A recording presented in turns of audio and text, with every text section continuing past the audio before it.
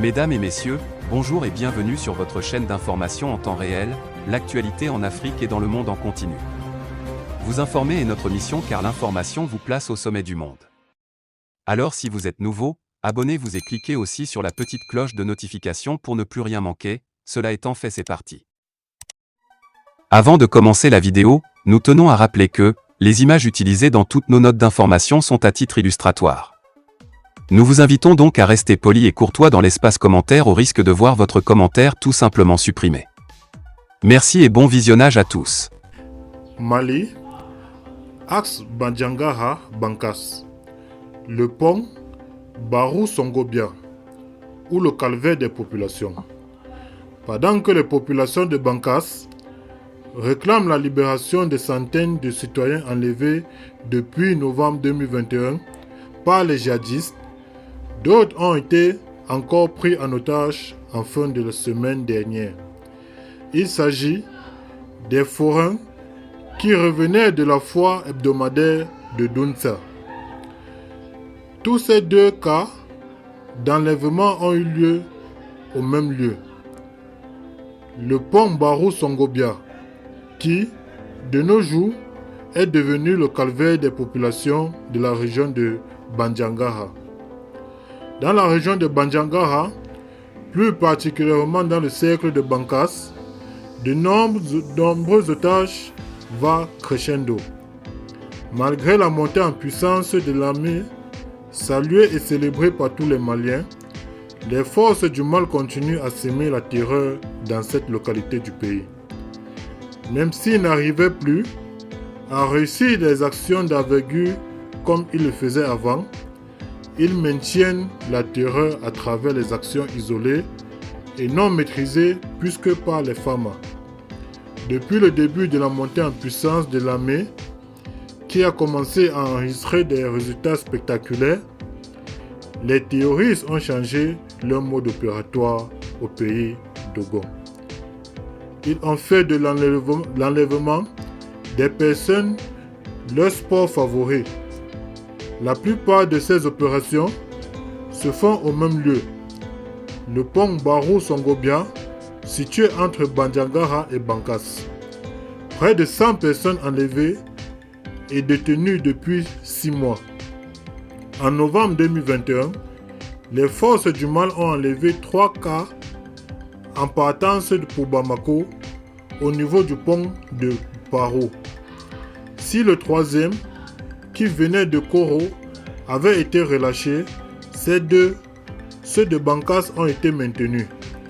Les ressortissants de la commune de Bankas et d'Embal ont été gardés. Pourquoi? Ce sont deux communes dans le cercle de Bankas qui n'ont pas signé des accords de soumission. Après des mois de négociations locales, les 2 cas ont été relâchés. Quant aux otages, ils ont toujours privé de leur liberté.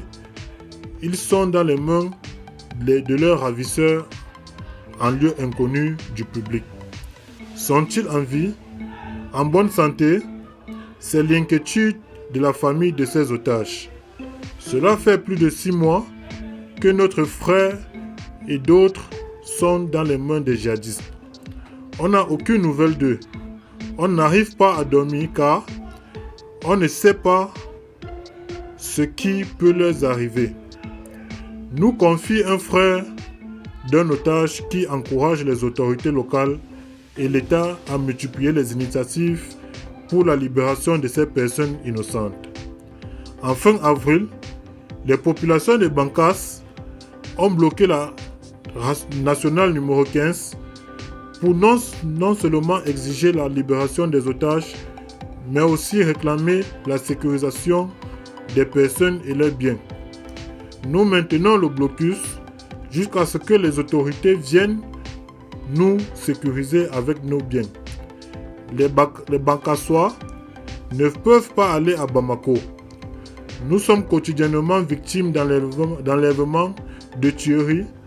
Plus de 100 ressortissants du cercle de Bankas sont en otage depuis des mois. Nous n'avons pas toujours de leurs nouvelles, déplore un jeune manifestant. Selon les sources, les négociations sont toujours en cours pour leur libération. Mais quand seront-ils libérés? Seuls les djihadistes peuvent le dire. En avril 2022, les membres du Conseil national de transition, l'ancien maire de Bandiagara, Ousseini Saï, a interpellé le premier sur la question. Le sujet a été également soulevé par le Gina Gadon lors de sa rencontre avec le Premier ministre il y a 2 semaines. Les autorités ont-elles pris le dossier en main? Le futur nous dira.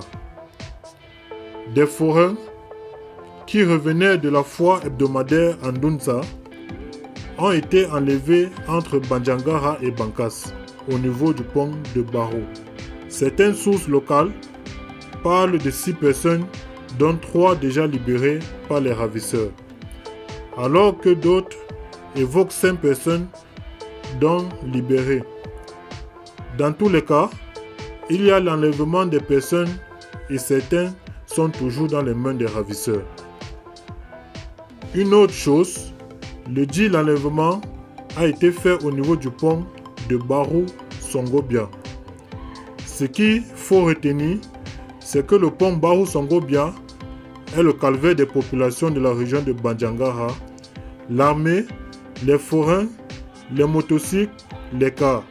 Presque tout le monde est attaqué au niveau de ce pont. Il est donc important que l'État songe à sécuriser cet axe, surtout au niveau de ce pont devenu dangereux. Au cours d'une conférence de presse tenue en mi-avril, le mouvement Bankinso a invité le gouvernement à installer une base militaire au niveau du pont de Barrow Songobia. Eh bien les amis, c'est ici que s'achève cette petite note d'information. Vous informer est notre mission. Eh bien, si vous êtes nouveau, abonnez-vous sur notre chaîne et n'oubliez pas surtout d'activer la petite cloche de notification pour ne manquer à aucune de nos prochaines vidéos. Merci, bye bye.